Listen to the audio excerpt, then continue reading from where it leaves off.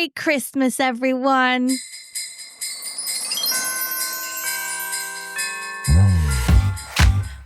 Yeah, Merry Christmas, Al. Happy Christmas, Merry Christmas. Merry Christmas. Merry Christmas, listeners. Maybe you are joining us on your morning dog walk. Maybe you've snuck off for a nap and we're your nodcast of choice. I don't mind that. How dare you.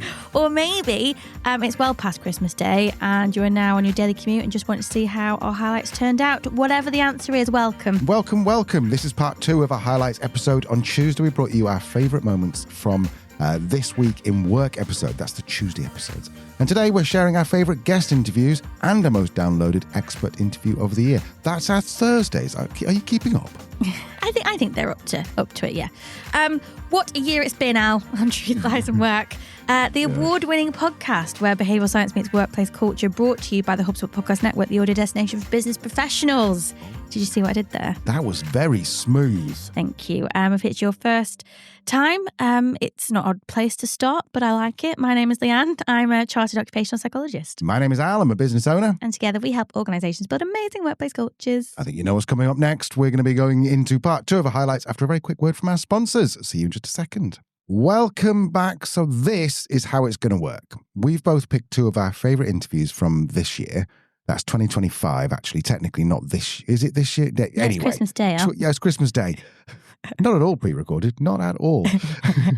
No, we're literally just waiting here. We just put the turkey in. Yeah, exactly. We've got nothing to do with it. We'll just jump on and talk to you guys. So basically what we've done is we've gone back through all the emails and the messages to see which of our experts you seem to love most. We've got all the feedback together and we're ready to crown our listeners' choice of the year. That's very grand. I like it. Yes, it is very exciting. As if that wasn't exciting enough, we'll also be crowning our most downloaded expert guest episode of the year. So recorded this year, downloaded this year. We know Rory Sutherland continues to top that most downloaded list of all time. And in terms of what was the most downloaded this year, it was certainly an episode that resonated and I'd imagine got a lot of shares as well.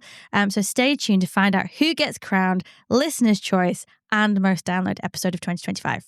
But before that, we're going to kick off with this absolute legend. He turned a post-recession layoff into what's now a $10 million ice pop empire and one of Atlanta's most beloved brands. Of course, I'm talking about King of Pops. And he's done all this holding on to one quite radical notion, that work should be fun. We agree. We do. He is now sharing his philosophy as a speaker and author of Work is Fun, 7 Ways a Successful Ice Pop Company Makes Work Meaningful, and how you can do it too. Let's join Al interviewing Steve Carse about exactly this. I think there's going to be a lot of people sitting there going, work is fun. Yeah. But how are you going to make it fun, but also keep people productive? Are they thinking the wrong way?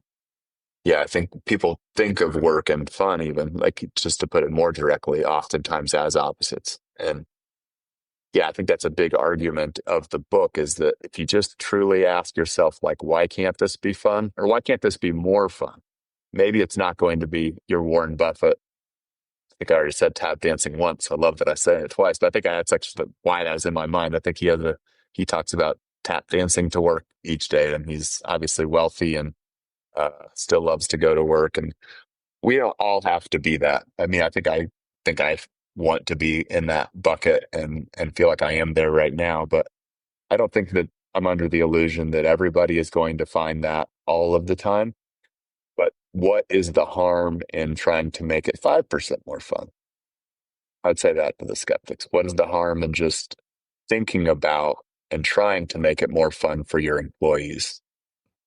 What would be the downside of that? Obstacles, I've already said it on the podcast, not that serious in the grand scheme of things. So yeah, brain surgeon, should they be, being silly while they're doing surgery? Probably not, but that's probably a small percentage of their time, and they're probably actually having fun when they get to that part. That's probably something they studied for, and they're probably lit up. Their brain is probably ticking on all cylinders, and I think they're probably enjoying that part. It's probably like whatever the cleanup is, or the prep, some of the parts that they probably could enjoy, figure out ways to enjoy more. If they weren't already having fun, they might be having fun already. Those guys are great. I always think the measure of whether you are doing something right in life is whether you wake up in the morning thinking about the problem you're trying to solve at work. I think that people are saying that problems are bad, but actually some problems are really good to work on, aren't they? Yeah. I like the way you said that. And I think one thing when we're going through our meeting structure, sometimes I think this goes to like the point of tension or like the naysayer. So I think if you ever just feel really frustrated, and this is another thing I borrowed from Zingerman's, but when furious, get curious. Like if you're really mad about something, it's probably a pretty good issue, and you probably need to kind of like check in on like, why are you mad about that? Like it's a piece of the business that maybe you want to improve, or a piece of your work that you want to improve. But if you're getting mad about it, it's worth checking in on that emotion. Like, why am I getting mad on that? And it'll probably help you improve it or solve it. That was just a little taste of the awesome Steve Carse. Go back to episode 181 for the full episode. A link to that and all the episodes we talk about are, of course, in the show notes. Now, my first pick was a proper pinch me moment. So Al and I have been obsessed with podcasts for years, like 12, 13 years. Yeah. Actually, Al, were you there for the launch of Ricky Gervais when he basically invented podcasts? Was it back in the noughties? Yeah. Because you introduced me to podcasts. Did I? Yeah. I didn't know that. Well, do you know what? A big shout out to my friend from school, Quentin James. Mm-hmm. He first told me about podcasts 20 years ago. Wow. Yeah, I know. Yeah. I know. Yeah, 2005, Ricky Gervais launched his show. Wow. I know. Like I said, we're huge fans. And we do like to keep an eye on the charts, of course we do, to see how Truth, Lies and Work is faring against the greats. And over the summer, we started to get into a bit of a leapfrog competition with the one and only Andrew Palmer from Economist Boss Class. Yeah, now we could do one of two things. We could slag him off and say his podcast is rubbish and you shouldn't listen to it, or you can do the sort of thing that I would do, which is basically drop a message, told him we were at war, and said he might as well come on the podcast so we can be friends instead. And to our surprise, he actually said yes. To my surprise, he did say yes. And it was such a fabulous interview. Picking a clip from it was actually really, really difficult. But I think when you hear Google and Apple in the same sentence, it seems like a pretty good place to start. So let's go and join Al and Andrew. Is there anything else that any other conversations you've had which have just blown you away, or you've gone oh, that's such a great point, never thought of it this way? So I think probably one that sticks in the mind is a recent one with Liz Reed, who's the head of search at Google, who was talking about how that company thinks about innovation, and in particular talking through their process for developing AI. So we all now see these AI overviews when we do a Google search sort of at the top of the screen. So that was a super interesting conversation just in terms of how they think about things.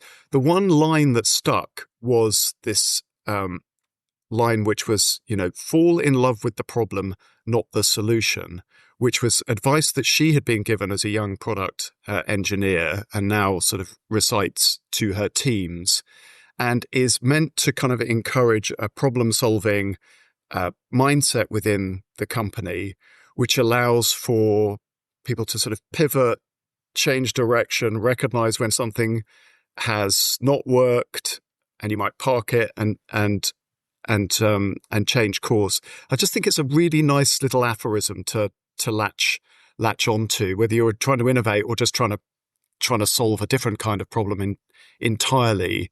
The first answer, or the one that occurs to you, may not be the right one. So again, sort of have the open-mindedness to change course if it turns out that you're wrong. I mean, I think it's not fall in love with any problem. It's fall in love with the problem as opposed to the solution. So, it's important that you define a problem that matters. So that lots of user research, common sense will tell you, is there an issue with how this product is working, or is there a need that isn't met? But once you identify the problem, approach that with an open mind rather than, okay, and this is the way we're going to solve it. Because you will often have, meeting one, someone with a large salary and a loud voice will say, this is the way I think we should solve it. And potentially that's the end of the discussion. So ways to sort of avoid that problem are important. And I just like that phrase as a way of thinking about it. You say loud voice, which immediately when someone thinks of a boss, they tend to think loud, booming voice. Some of the people who have had the, not necessarily volume-wise, but the loudest voices have been the likes of Jobs, have been the likes of Musk. but by all accounts, they're not amazing managers and not great leaders. So does that mean that we can say, if you're loud, you're not a great leader? If you're quiet, you are a great leader? It's not as simple as that, is it? It totally isn't. But by loud, I really mean the one that kind of silences debate before it's happened. I think that Steve Jobs is a sort of problem, because he sort of gets wielded as this, ace card in any kind of story or debate. And he was both a kind of one-of-a-kind genius and apparently a bit of a jerk. And so, neither of those things are particularly helpful in a normal workplace. Most people are not going to invent the iPhone. Their range of achievement is going to be slightly less high. And most workplaces could. Maybe we should talk about jerks, because I think actually you can zero tolerance of jerks is not good, but that's definitely not code for you should behave badly. So Jobs got away with it because of what he'd done, and I'm not sure that's a useful lesson for anyone. Fall in love with the problem, not the solution. This is such good advice. And it applies all across your business, including people, obviously. Of course. He's such a cool guy. And as we've chatted about for a while, I did enjoy how he said that Steve Jobs was a problematic leader. Yes. It might be time to move on from glamorizing that kind of toxic startup culture. It's very 1998, Alan, not in a good way. No. So go back to episode 217 for the full interview with Andrew. Right, my turn. Back in April, I interviewed a guy called James Hawkins. Now, you may not have heard of him unless you like salty people on Twitter/X, because that's where he basically just puts loads of stuff on there which get people really angry, and it's quite funny. He's the co-founder and co-CEO of PostHog, which is a company you almost certainly will have heard of. He's grown a $10 million dev tools company by ditching managers and ditching meetings. Instead, PostHog runs lots of tiny little autonomous teams where engineers ship first and ask questions later, and nobody gets special treatment just because they have a fancy title. Clearly my kind of guy. One of the ways to not get hired at PostHog is to say, I want to manage loads of people, for example. We'll hire people that are just very passionate about building stuff in general, and that's kind of what motivates them. It's not really money. It's not kind of empire building, because I think this corresponds with this correlates with engineers who will want to keep building even when stuff's harder, because they just love the underlying work. And some of them are a little bit curious. So I think it's almost like a development point for some people. We might wind up saying, hey, you're getting kind of effectively more senior, like because you've been leading the team, that's influencing this now. But it won't guarantee any kind of correlation kind of thing. So I think people often can end up as stronger individual engineers if they have managed a few people, because they kind of get they might have a slightly broader picture of the business, for example. So they have a slightly better understanding of what the company cares about, which is kind of nuanced. Or I think people who be managers are easier that they require less work to manage, I think, often as well, because they can empathize with what it's like when you have to deal with a bunch of people. So yeah, there's like some interesting stuff, but yeah, we absolutely will get pushback, and we've had people refuse before to do this. And we've also had managers swap with one of their direct reports, and the manager has proposed it, going, hey, I think Joe Bloggs, who reports to me, Mary, should actually be my boss, and I should report to them. I think both of us would be happier. And then often we'll just end up making that change. You've just explained that the managers, they get out the way. Yep. They're there to make things easier. Yep. But we've still got the problem of meetings and the problem of all these Slack messages Yep. or emails or whatever. Have you got a different way of coping with those? Yeah. So we have kind of a communication hierarchy that we've published I think it's in our handbook as well, but it's basically like our preferred method of communication is a pull request, as in like, here is the code. So it'd be something like, communication could be like, do you think I should build this thing or whatever? But we prefer an engineer is just like, I've built this thing. Let's test. As opposed to like, okay, I'm going to spend a month thinking about it. It's like, no, I've just spent a week building it in practice. Let's find out. One of the other learnings I think we've had is one of the things that's been quite different in our experience compared to what it looked like it would be on the internet when we were learning about how to do everything as a startup was, I think if you read a lot of like product management stuff online, it's all kind of thou shalt validate your ideas thine ideas. I don't know. You should validate your ideas up front before you waste time. But I don't think this is really I think that's like a cultural thing from really risk-averse, extremely large companies that might spend like $20 billion on some new thing, and they need to be ultra risk-averse. Whereas with a startup, like you're screwed by default, like you're going to fail. Like you're on a dying path as soon as you start hiring people or spending money. And so you need to, like, you shouldn't be working in a risk-averse way. You should be really embracing stuff. And I think when we've tried to validate stuff up front, like we've had clearer lessons still when we've just built something, put our energy into building it in a way where we're happy to throw it away if it doesn't work and getting it into people's hands. And so, yeah, so our preferred method of communication from an engineer is not to spend ages like super validating a product, blah, blah, blah, blah, but like just build something real, ship it. Like you'll get feedback from the team afterwards being like, hey, why did you build this? It seems weird or dumb.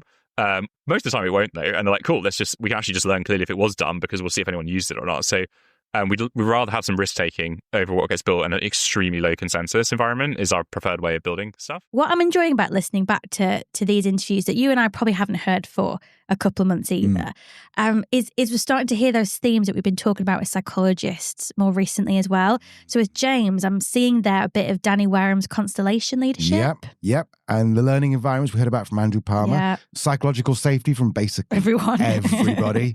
I mean, as a business owner, I do like a bit of chaos because it keeps things exciting. But when you're running a company the size of PostHog, you need to get the balance just right. And PostHog really have, I think, and so does James.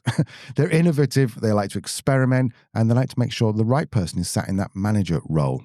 Yeah, really good stuff. The full conversation with James is in episode 189. Definitely worth a listen. And do you know what else is worth a listen now? I think I do because I've got a note down in front of me, but tell everyone. It's episode 171, The Science of Resilience with Dr. Marie-Helene Pelletier. And this one takes us all the way back to February 2025. Oh, the hope that we had for the world in February. Oh, we were younger and I was less grey. Yes, I was almost a full year younger. So yes, Dr. Marie-Helene, or MH as she likes to be called, is a leadership psychologist, executive coach, author and 2 times TEDx speaker who specialises in strategic resilience. 2 words you've probably never heard together before. No, not until now. Now, in this clip, MH explains, we need to get MH and MFD on the pod. Yeah. MH explains that resilience isn't just about surviving the tough moments, it's about growing from them. And we're going to hear about the 4 most important things that contribute to resilience. If we step back on definition of even mental health from the World Health Organization, our ability to cope with stresses of life, realize our abilities, learn well, work well, and contribute, right, to our community. If we look at the definition of resilience, and there are many in the academic literature, but one that most researchers and practitioners use, and the one I use as well, is our ability to go through adversity and come out even stronger. So there is this element of the stressors of life, basically, both acute and chronic. And then the resilience aspect adds this component of growth, of learning. Right? And so if we're going to want to bring our best, both professionally and even personally in our personal lives, because it's all connected, right? There isn't a lane specific for work and a lane specific for personal. We will want to invest proactively in our resilience. It's going to help with everything. And why is it so important today in the world of work we're operating in 2025? I would say always been important. We're talking more about it, and I love that. And we're also talking more about it, I think, because on one hand, it's become a word we're used to. On the other hand, we're still not fabulous at it, right? So we need to talk about it more. The other thing is that we are facing even more challenges. Even looking at recent statistics from World Economic Forum, talking about businesses noticing that 44% and more of workers will see their skills disrupted by 2027. And even if we just think about AI and all the changes it brings in general, personal and professional life, that in itself will be probably both an acute and a chronic demand that we'll have to deal with. And there are many others, right? So that's normal. That's fine. We almost want to turn these challenges into the way life is.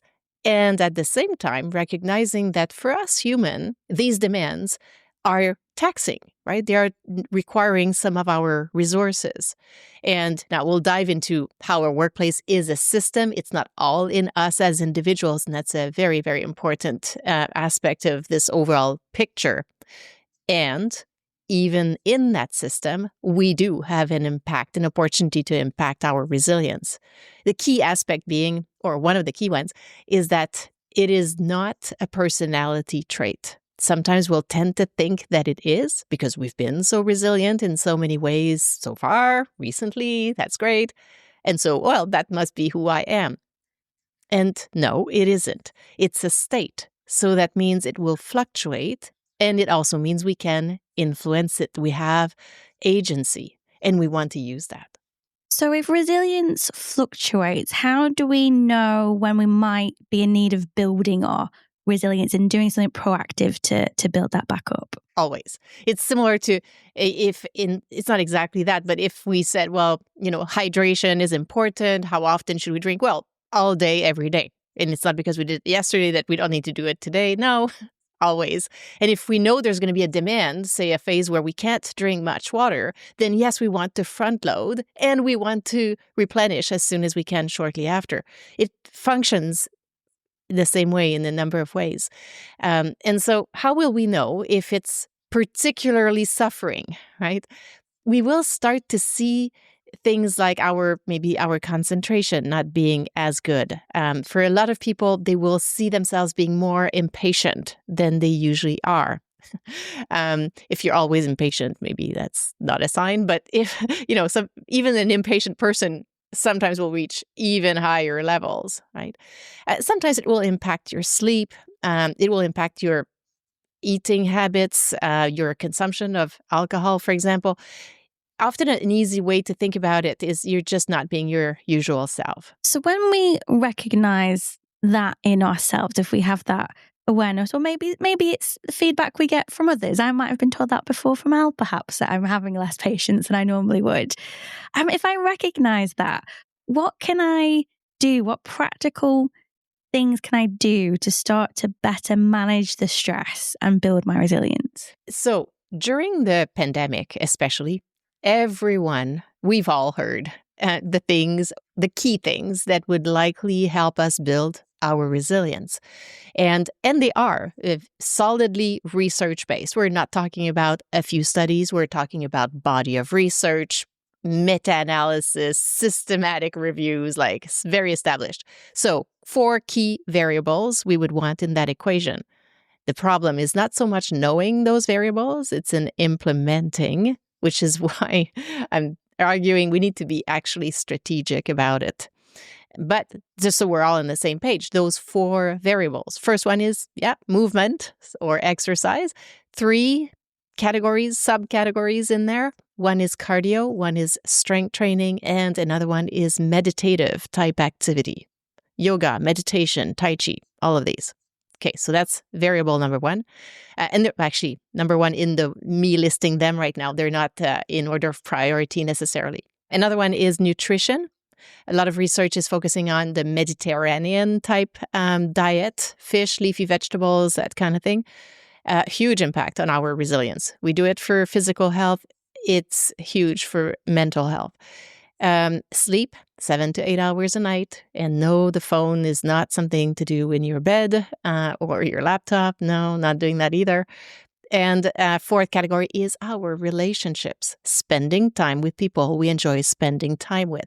And I'm seeing most leaders and professionals let that one go. They'll prioritize exercise. They'll prioritize specifically cardio, maybe strength training. They'll say meditation's not for them, even more of a reason to do it. They'll sometimes compromise on nutrition, often compromise on sleep, and very often cancel any social plan to work. And yet, these 4 variables would have the most impact on our resilience. So you say to approach it strategically. What would that look like? How can I assess where I am on those 4 variables? I know this I think is truly the game changer here. And here's the way even I got to realizing this is the missing piece. I was working with leaders, business owners, that kind of thing. And some of them were saying, well, what's my problem? Why am I just not implementing those things that I know I should? I believe in them. I believe in research, like crystal clear. I've done this before and felt better. Everything is there. I'm still not doing it. Then at some point I said, well, it's similar to in business when you have a great idea about a new thing to launch, new service, new product. Would you just have this great idea and say, great, let's do it? Or would you have this great idea and say, okay, who else is offering it? How much are they charging for it? Who is buying it? What forces in the near or far future might impact the demand for it? You would do all this. This is evaluating the context. This leads to a strategy, so a higher level direction on how you're going to launch the thing. So same thing here for us with our resilience. So we have this great idea. We know some of the things we think that we should do. And what I'm saying is, let's be strategic, which means your plan, Leanne, and mine will be different. My plan will be different from my plan in 3 months from now because my context is changing. And I'm saying 3 main ways to get to designing a plan that's yours, that's uniquely aligned with your context. We're focusing on your values. We're focusing on a realistic assessment of your sources of supply and your sources of demand. We're assessing your context using the same framework as the SWOT analysis in business, looking at your strengths, weaknesses, opportunities, and threats, so that you can create a plan that is actually doable. And that's what then changes everything, because now it happens. It builds self-efficacy, that sense of, yes, I can impact my resilience. And now we're actually on our way. I love MH's approach because it's practical, it's relatable, and it's all still backed by science. And I think the big takeaway for me, again, we're listening to that interview, is remembering that resilience is a state. It's not fixed. It's not part of our personality. It moves, it fluctuates, but we can also influence it as well. Yeah, and remember those 4 pillars: move, eat properly, sleep well, and spend time with people who lift you up. That's what I do every day. I spend time with you who lift me up. I think, to be honest, a lot of us do sort of push those aside when work gets busy, which is why MH says we need a plan that fits real life, not just some perfect version of it. And when you do that, you're going to find your resilience will genuinely grow. Yeah, it's such a great one. Add it to your January listen list when we're all just running a little low on energy, aren't we? That's episode 171. And I wanted to mention as well, MH has a brand new TEDx talk literally out at time of recording very recently, time of listening maybe a couple of weeks ago. But yes, a brand new TEDx talk called Crossing the River, Resilience in the Age of AI. As you'd imagine, it's brilliant. And it does use a crossing the river as a really brilliant analogy for dealing with all this disruption and building resilience in a strategic and sustainable way. So I'll leave a link to that as well in the show notes. Okay, we're going to go to a very quick break. Those are our favourites. And coming up now, we're going to be talking about your favourites, the ones that got you talking. Is that right, Lee? Yes, we've got listener's choice and most downloaded guest of 2025. You have to come back. You have to come back. Otherwise, we'll come and find you. See you in a second. Did you come back? Did you come back? Good. Well done. Well done. Now it's the time to share the guest who got our audience talking. This was by far one of the most shared episodes of the year. People were posting on LinkedIn, they were messaging us, and obviously the guests, to say how much the episode really made them think, and they were buying their book immediately, which is great as a podcaster. Yep. Not so great if we don't get any kind of a kickback on it, but we never get a kickback, don't worry. Of course, we are talking about the incredible Elena Tabul. Yes, Elena was on the show back in May. She's an executive advisor, former Wall Street lawyer, and author of Feminine Intelligence. Elena really does challenge assumptions about power and leadership and success, and offered us a very radical reframe that might just define the future of work. So I'll dive right in here because I think this is really important. Is, you know, we throw around this idea of the patriarchy a lot, and there's political patriarchy, which is, you know, about the oppression of women, and that's one thing. But then there's psychological patriarchy. And I think a lot of men have really suffered under psychological patriarchy because they have been conditioned from a very young age to believe that showing emotion, showing vulnerability, tapping into, you know, their intuition, even their creativity is somehow not masculine. And that is for women.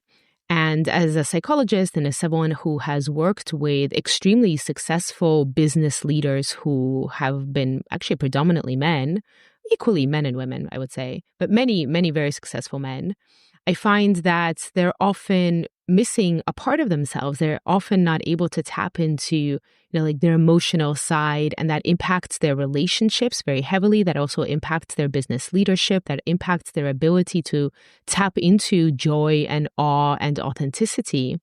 And so when I say, for men to tap into their feminine intelligence, it is by no means saying anything around being like effeminate, or I guess people used to use like weird terms back in the day, like metrosexual. I don't think I've heard that one for a while. But it's none of those things. It has nothing to do with an outward perception of kind of femininity that I can completely understand why many men would not want to be associated with, and that's totally fine. And you can be outwardly masculine in the traditional definition, and yet be able to tap into these energies, which is really fantastic for inspiring others, for having good relationship, and for finding wholeness. So men in the room, please join us. So I think that a lot of people would think, all right, it's as straightforward as masculine energy is logic and feminine energy is emotions. Now, I am being deliberately generalistic here, so I'm not saying that I necessarily believe that, but I think that seems to be a perception. What are people getting wrong? What are the nuances? Yeah. And again, this is because it's not about gender, then we can say that there are certain strengths and values and principles associated with the feminine archetype. And those are things around intuition, about creativity, really this right brain intelligence that taps into the present moment, that's very relational. Relational is a key element of this. It's not individualistic the way that the left brain, the way that the masculine is. And it also, for me, a lot about connection to nature. So I think that we have kind of perverted our relationship with nature, where we think we are somehow above it, we're supposed to control it. But the feminine is certainly deeply associated with the archetype of nature consciousness, of climate consciousness. And the masculine is, again, this is the archetype of the masculine, and it is associated with linear, rational, logical thought, with the left brain, with more individualistic as opposed to relational, with a more kind of dominant, and if you think about the yin and yang, the yang energy, which is more about action and orientation, and the yin energy is more about receptivity and darkness and reflection. And so, yes, these are stereotypes, but actually these stereotypes have been in our collective consciousness for generations, and there's nothing wrong with them. They're actually quite helpful. And instead of saying that some of these are weak and soft and we don't need them, I think the point here is to recognize that we can't just bifurcate our humanity into, two separate parts and say that somehow they're related to our gender. We can say that the feminine is softer, and we can say that it's more intuitive and it's more creative and it's relational. And those are all great qualities, and it doesn't matter about what our gender is. It's really the balance of both, and society and culture. And we have predominantly over-indexed on the masculine, which creates deep disconnection for us on an individual level, but also a lot of societal problems. And so bringing in these feminine intelligence qualities is really about, naming them, yes, and also understanding that there's nothing wrong with them. We don't have to say that somehow we're going to be soft and weak if we tap into them. There seems to be a resurgence quite recently of these like tech bros in Silicon Valley, the ones who are on jet skis holding beers and the American flag and all that kind of stuff. That seems an odd thing to have happened, because traditionally Silicon Valley always felt more like it was more the nerds like me, the coders, the introverts.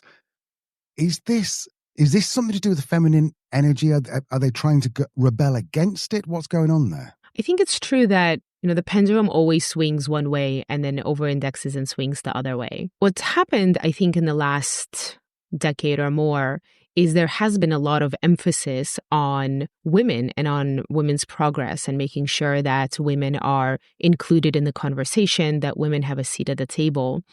And I think what's happened is that we've forgotten about the men in some ways, about the young boys especially. I recently heard Professor Scott Galloway say something very interesting in this regard. He acknowledged his privilege as a white male, and he said that he's now in his 50s, and so he very much grew up with that privilege, and he understands a lot of his success today is based on that. But what's really unfair is that 15, 16, 17, 18-year-old boys today are the ones who are paying for that privilege. And so this resurgence of, the tech bros and really leaning into this masculinity, I think this is saying we've been forgotten. And there's been so much emphasis on other cultural groups, on other genders. And what about us? And so this is them trying to take back their power, which is, I think, fully understood. I have 2 children. I have a daughter, she's 9, and I have a son, he's 11. And I remember when Annabelle, my daughter, and we went to go see the new Barbie movie. I don't know if you saw it, if you remember it. It was probably about 2 years ago now. And we had a lovely time and we laughed about girl power and it was nice. But the whole time I was thinking, I really hope my son never sees this movie. Because it villainized men so much. It doesn't have to be that women's power and women's progress is at the expense of men. And that's why I always say that feminine intelligence is not about feminism. It's about bringing everyone together and about understanding that if we're creative enough, we're brave enough, we're open enough, then we can grow a bigger pie and make sure that everyone is included and that certain groups are not forgotten. Because what happens when certain groups are forgotten is then the pendulum swings aggressively in the other direction. And then we end up in the situation that we're in today, where the narratives around masculinity are really shifting. And you have people like Andrew Tate, who's becoming really popular. And I understand why he's popular. He's popular because he's speaking to an audience that has been forgotten and that has been villainized.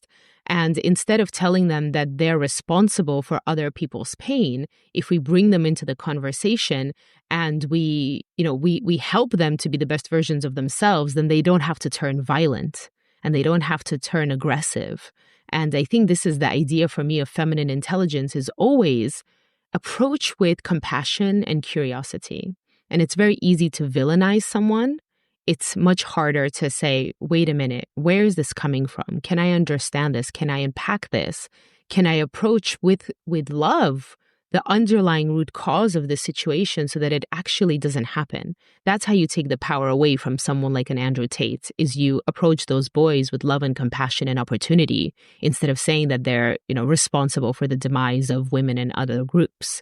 And so I'm not surprised by what I'm seeing in the political climate, because again, it's not just about leveling the playing field and giving women the rights that they fully deserve, but it's also about including everyone in the conversation. Elena and I covered quite a lot in this interview, including psychedelics. Didn't think that was going to come up, but if you want to listen to the entire thing, then go back episode 197. Yeah, it's really interesting. Whether you agree with all of it or not isn't the point. It is just a really interesting concept and way of reframing leadership away from gender, away from us and them, and looking for a balance that works for everyone. So yeah, go and check it out and let us know what you think.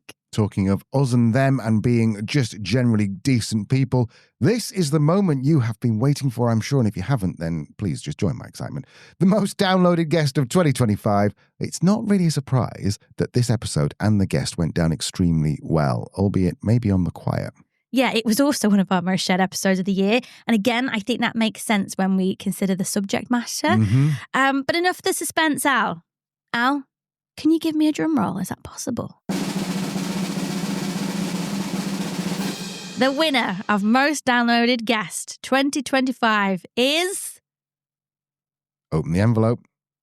The harassment doctor herself, Dr. Enya Doyle. Yay. From episode 175, The Workplace Rules No One Explains. Yes, this episode is a pure masterclass in handling those awkward or messy or terrifying situations that managers can find ourselves in. And clearly is a masterclass that is needed, even if it was very quietly needed. Quietly needed, yeah, quietly shared by a lot of people, I think. Yeah. If this is the first time you've heard of Dr. Enya, aka the Harassment Doctor, she's a specialist in harassment, inclusion and workplace culture.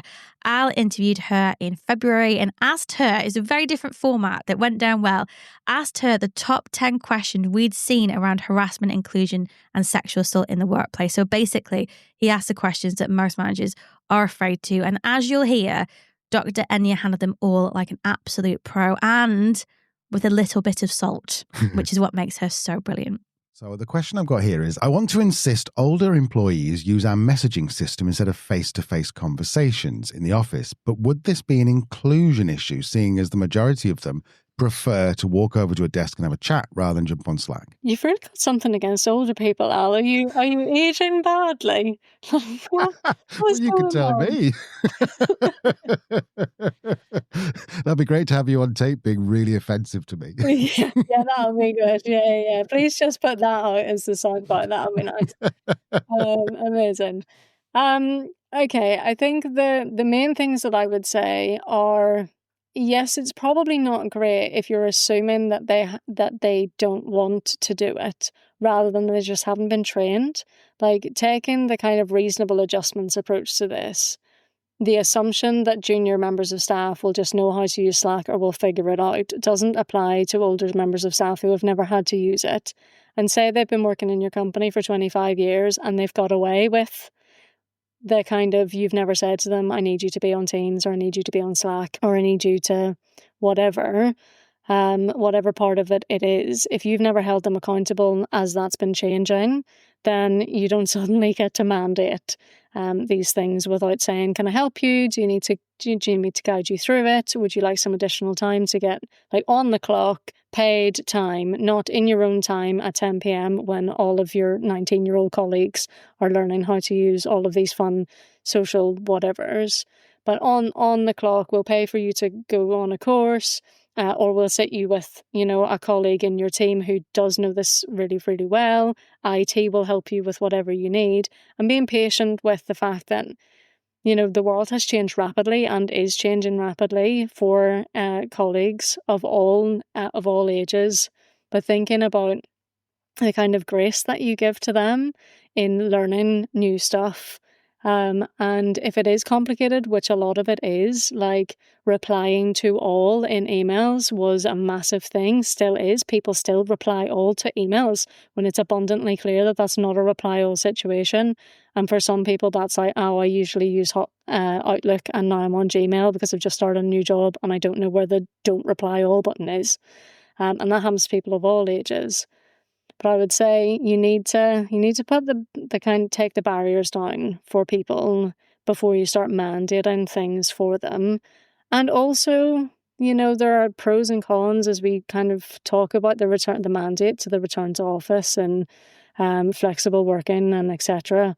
You've got to find a hybrid model, but you've also got to train your colleagues and you've got to provide them with the tools in order to mandate those sorts of models. You can't just insist things and then be like, it's because they're old. Like, no, it's because you're a bad manager. I want to stick with the inclusion idea, but I don't know whether this is actually comes under inclusion. So let me tell you, and you can tell me where I've got this right or wrong. So an employee's appearance has become unprofessional, wrinkled clothes, messy hair.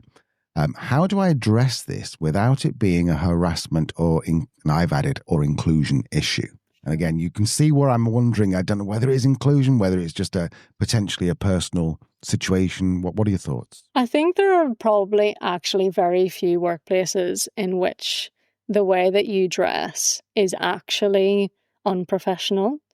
And this is probably a kind of like Enya gets cancelled perspective.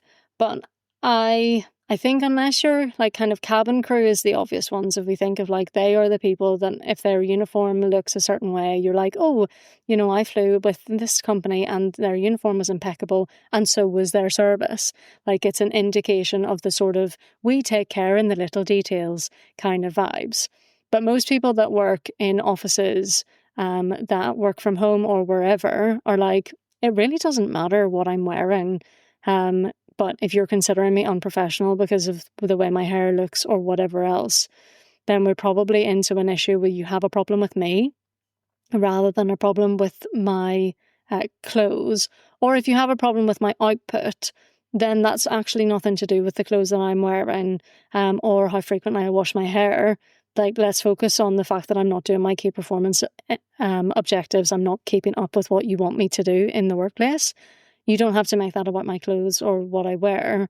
And we learned that lesson really well during COVID when everyone was wearing their jammies on the bottom half and then had the shirts and the blazers on. And there's really funny pictures online of people being like, come into work wearing what you wore during COVID. And part of that is like, you know, tongue in cheek of like, you would never possibly do that now. But I'm like, okay, but were you happy with their outputs during that period of time? Did it make any difference to how the client perceived them? Did it make any difference negatively to the way that they were seen? And the kind of other side of that is like, you know, if you're not happy with their work, then you need to tell them that. You can't just be like, I think you're dressing unprofessionally and that's my problem with you. Because most workplaces don't actually have a consistently applied code of conduct when it comes to the clothes that you wear. So when you start bringing that one out, it's almost like are you not able to tell me that you don't like my work, so you're going to try and take me down personally? That's often how it plays out. The final thing related to the inclusion point is that the people that tend to be called out for this more often are Black women. And so it definitely has an additional inclusion strain to it, which is that very often it is people who have additional barriers to success in the workplace systemically that end up being put on performance reviews for this sorts of stuff. Why would it be Black women? I've not spent time in an office for a very, very long time. So it's a genuine question, innocent. Why would it be more likely to be Black women? It's about the politicisation of Black women's hair in particular. There's a lot of stuff around how Black people have their hair in the workplace and it being perceived to be unprofessional. We see it a lot in schools as well with the kind of, it's called the Halo Code. There's a really amazing project doing amazing work on this of like who's more likely to be written up for detentions based on their appearance. And we see the same in the workplace. It's most likely to be people who, it's like, for some reason, I just don't like the way you look. Is it because of the colour of my skin? No. Is it because of my sex? So let's just stay with this because I've got a follow-up question. Sure. You mentioned something before, which is a really great example. You said that cabin crew, then cabin crew, you look at, like, I flew Jet2 recently and the service was great and they looked immaculate and I just really enjoyed the experience compared to some of the other, I'm sorry, I know you're Irish, but some of the other airlines that may come from your home country. However, I made a judgment, I think, initially when I sat down on how everyone was presented. They looked very clean, tidy, whatever. And so I thought, well, this is probably going to be good. Yep. It's the same, you walk past a cafe, the windows are dirty. Yep. You go, well, I'm not going in there. Yep. So could the same be applied if a manager looks at someone who doesn't take any care in their appearance, looks scruffy, doesn't care what they wear, hair's all over the place, missed a bit when they're shaving? Does that then suggest perhaps that they might be missing stuff in their work? Yeah, there's the kind of bias that we just kind of allow to run riot in there. But the thing that I often say in that context is, who do you think designed all of the tech that we use now? It's the tech bros in Silicon Valley who are in their shorts and their t-shirts that have got stains the whole way down them. Not exclusively, but there are lots of people who are doing amazing work. Like, I think of my time in academia and I spent most of my time writing my PhD, which everyone is like, objectively, that's really amazing. 2% of the population have a PhD. And like, I wrote most of that in a hoodie. I wrote most of it in the same hoodie. Like, we can be impressive in ways that we don't expect, but it comes from a kind of, I think the protection element of it and the curiosity about it is, you know, some people do want to dress really well for work, and some people kind of goes back again to the school uniform situation of, you know, if we were told that we were on non-uniform day, it was like, we're going rioting, this is amazing, and not in the Northern Irish rioting way, but in the like, we're having like the best day, this is a fun day at school, this isn't a learning day at school. And for some people, it's like, I have to be in my uniform. I have to be really immaculately dressed. I have to do my tie. I have to wear a blazer in order to be in that kind of headspace to concentrate well. And if that is you, that is a bias that you hold about how other people do work really well and what they need in order to concentrate. And we see the same in kind of bullpens and whether people would prefer to be in their own space. And you then get into neuro-inclusivity and all of that sort of thing too. But I would say that a lot of it is personal preference. And as long as you're setting good objectives for your team and they are fulfilling them, unless there's a business need for them to be dressed immaculately, you're probably just being picky. Now, I obviously got schooled in that entire episode. And if you want to hear me basically being told that I'm completely wrong, then go back and listen. Multiple times. However, it was really important. Leanne talks about this. Leanne and I talked about this quite at some length. And it was really important that I did it, being a middle-aged, middle-class white male who wasn't an expert. And so I could ask her on your behalf. I could ask her these difficult questions. And I learned that I probably shouldn't be stalking female employees on Instagram. I don't really. No, you don't. Well, but you don't have Instagram for a start. So that's true, I don't. That's okay. Such an old man. And I'm the only female employee. So yes, if you were true. Stalking me, that's still not okay. But, I just do it in real life. I'll just follow you around the kitchen. Oh, dear. It was a brilliant one. Dr. Enya has such a unique and brilliant approach to this stuff. She makes it fun. Somehow. You know? Sexual assault. But you know what I mean? Yes, in terms of learning about it, being educated about it, yes. makes it so accessible. So yes, go and have a listen to the full episode of Dr. Enya. There's more questions in there. I think we featured 2 in that clip. So there's more around compliments, around grief, around swearing. It covers them all. So head back to episode 175. The link to that and all the episodes we featured today are in the show notes. Not that you guys ever read them. Well, that's the end of our highlight episode. Big thank you to Steve Carse, Andrew Palmer, James Hawkins, MH, Elena Tabul, and Dr. Enya Doyle. And a huge thank you too to all of the guests who've come on the show in 2025. Genuinely, you brought great insights to our listeners, and we literally couldn't make the show without you. Yeah, truly, thank you. And to all of our lovely listeners as well, thank you so much for staying with us, for getting in touch, telling us what you're loving, what you're sometimes not loving so much, and downloading the show throughout the year. It does mean everything to us when we know we're putting stuff out there that is valuable and maybe enjoyable as well. So thank you all. Merry Christmas to all those listening who celebrate it. We will be back on Tuesday with part 1 of our predictions episode. Until then, me and Al are going to be on the Baileys and mince pie. We absolutely are. See you soon. Bye-bye.